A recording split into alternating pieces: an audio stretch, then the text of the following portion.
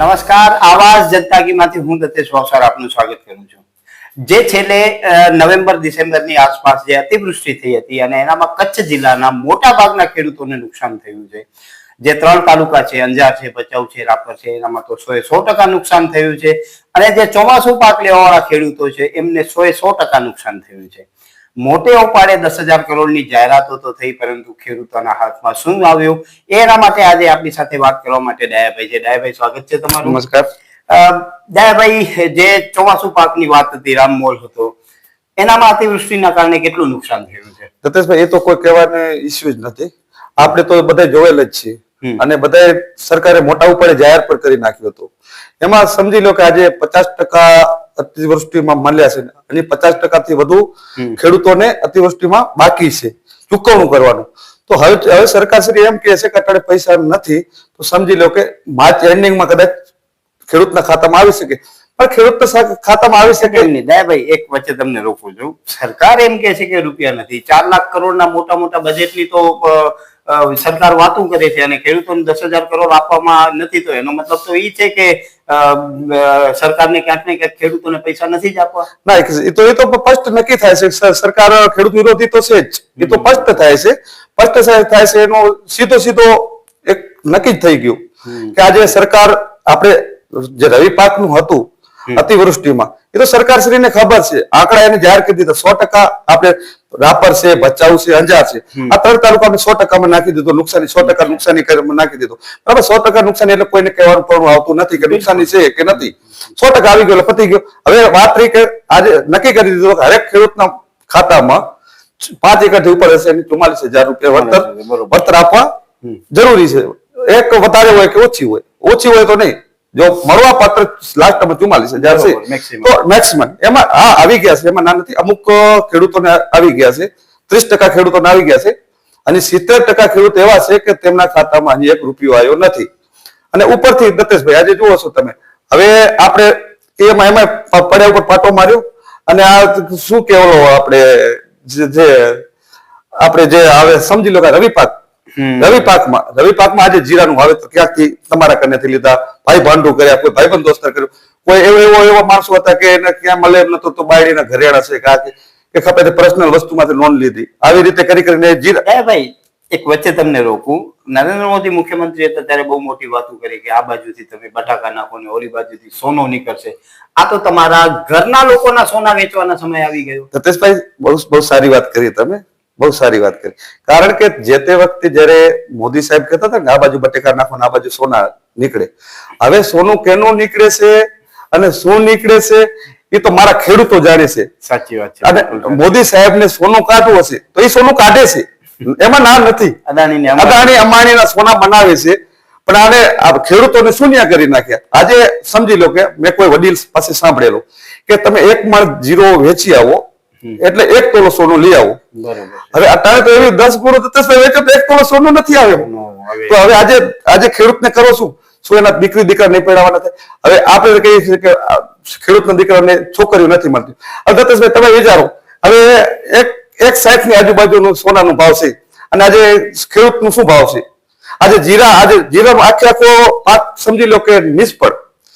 જો પહેલા આવ્યો આપણે નીલા સુકારામાં કોઈ પણ બચી ગયા જીરા, તો હાલે વાયરસ એવો હોય કાળીચરમીનું. કાળીચરમીમાં 100% જીરું નિષ્ફળ છે, છતાંય આજે ભાવ નથી. આજે સમજી લો કે 40 કિલોના ભાવ 10,000 રૂપિયા છે.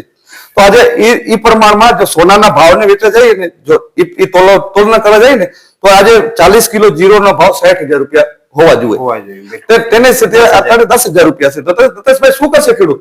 દર્શક મિત્રો, તમે વિચારો કે જે વિધાનસભા છે કે સંસદ છે, એનામાં ખેડૂતો માટે જે મીઠી જાહેરાતો થાય છે, લોભામણી જાહેરાતો થાય છે, પરંતુ હકીકતમાં ખેડૂતના ખેતર સુધી શું પહોંચે છે? જેટલો ઊંટના મોઢામાં જીરું આવે એટલી જ સરકારની સહાયતાઓ ખેડૂત સુધી પહોંચે છે.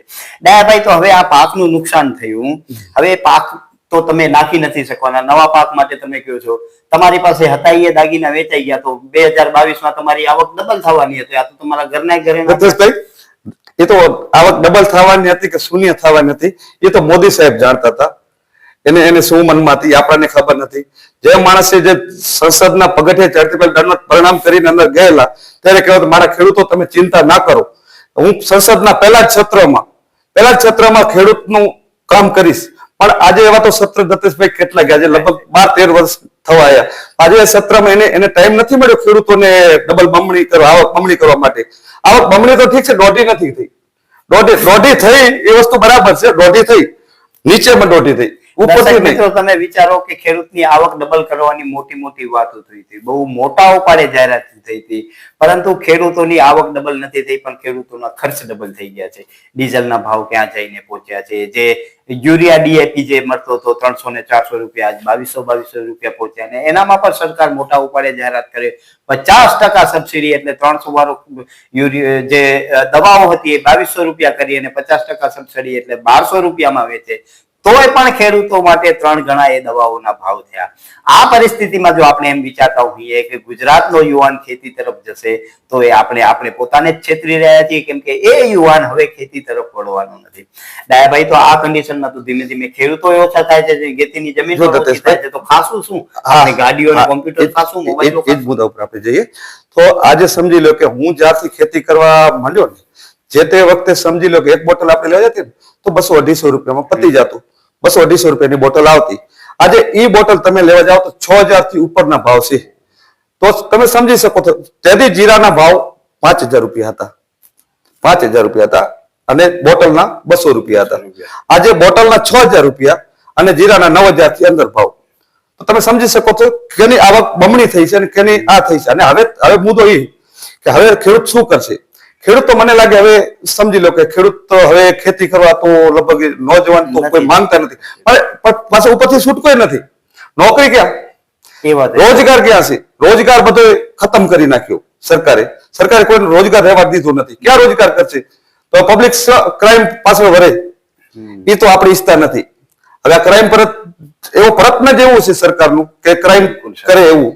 તો હવે આમાં તો કોઈ એમ રસ્તો જ નથી. હવે કાંઈ પણ રસ્તો નીકળે તો સરકાર નથી કાઢવાના. કુદરત કોઈ પણ ખેડૂત માટે સારા દિવસો લાવે તો એ જ લાવી શકે, બાકી સરકારથી તો અપેક્ષા કોઈ છે જ નહીં. તો દર્શક મિત્રો, તમે વિચારો કે જે નવેમ્બર-ડિસેમ્બરમાં વરસાદ થયો, અતિવૃષ્ટિ થઈ, એનો પણ વળતર ખેડૂતોને નથી મળ્યો.